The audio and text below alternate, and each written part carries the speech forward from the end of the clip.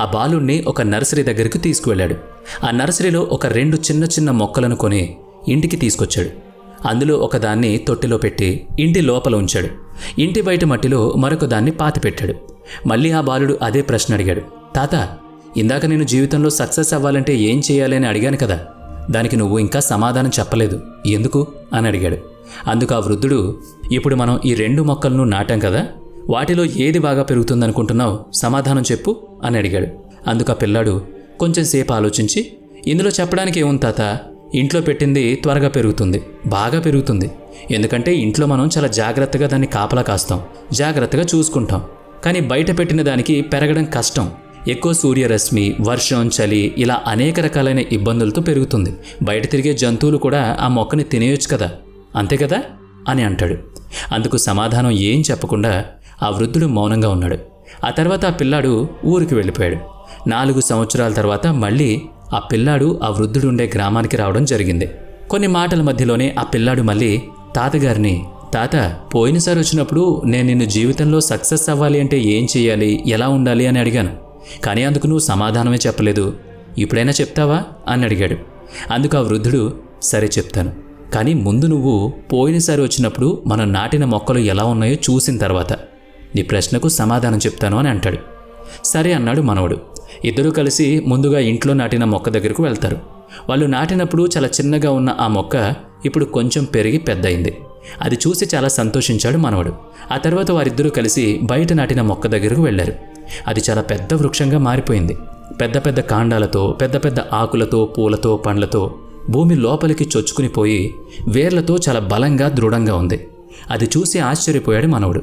తాత వైపు తిరిగి, తాత, ఇదేంటి, నేను అనుకున్న దానికి పూర్తిగా వ్యతిరేకంగా జరిగింది. ఇంట్లో ఉన్న మొక్క కొంచెం మాత్రమే పెరిగితే ఈ మొక్క ఏంటి ఇంత పెద్దదైపోయింది, ఇంతలా ఎలా పెరిగిపోయింది? బయట జంతువుల వల్ల, ప్రకృతి వైపరీత్యాల వల్ల, లేదా ఎండ, వాన, చలి వీటన్నిటినీ తట్టుకుని ఎలా నిలబడగలిగింది అని అడిగాడు. అందుకు ఆ వృద్ధుడు, నేను నీకు ఇదే చెప్పాలి అనుకున్నాను. అన్ని కష్టాలను తట్టుకుని, అన్ని అవాంతరాలను ఎదిరించి ఈ మొక్క ఇంత పెద్దదైంది. రేపొద్దున ఎటువంటి అవాంతరాలు వచ్చినా, పెద్ద తుఫాను వచ్చినా చెక్కు చెదరకుండా నిలబడుతుంది. నీళ్లు పోసినా పోయకపోయినా కొంతకాలం వరకు ఖచ్చితంగా అలాగే నిటారుగా తన కాండం మీద తాను నిలబడుతుంది. నలుగురికి ఆశ్చర్యం కూడా ఇస్తుంది. అలాగే మనిషి కూడా ప్రతి సమస్యని, ప్రతి అవాంతరాన్ని ఏదొచ్చినా కూడా ఎదిరించి తట్టుకుని నిలబడగలిగితే అతను సక్సెస్ అవుతాడు. నా వల్ల కాదు అని వదిలేస్తే ఏదీ అవ్వదు, ఎక్కడికక్కడే ఆగిపోతాడు. వచ్చే ప్రతి ఇబ్బందిని, కష్టాల్ని స్వీకరిస్తేనే తర్వాత వచ్చే ఆనందాన్ని హాయిగా, సంతోషంగా ఆస్వాదిస్తాడు. అలాగే తను నిబ్బరంగా ఉండగలిగినప్పుడే కదా నలుగురికి చెయ్యూత ఇవ్వగలడు, నలుగురికి దారి చూపించగలడు.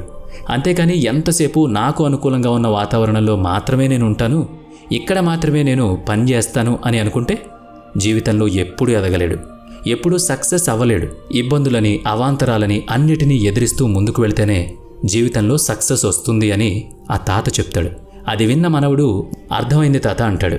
తన తాత చెప్పిన మాటలు తన మదిలో నాటుకుపోయాయి. చూశారు కదా, కష్టాలు, కన్నీళ్లు, సమస్యలు, అవాంతరాలు, ఇబ్బందులు ఇవన్నీ అందరికీ ఉంటాయి. మనల్ని కష్టపెట్టడానికి ఉంటాయి.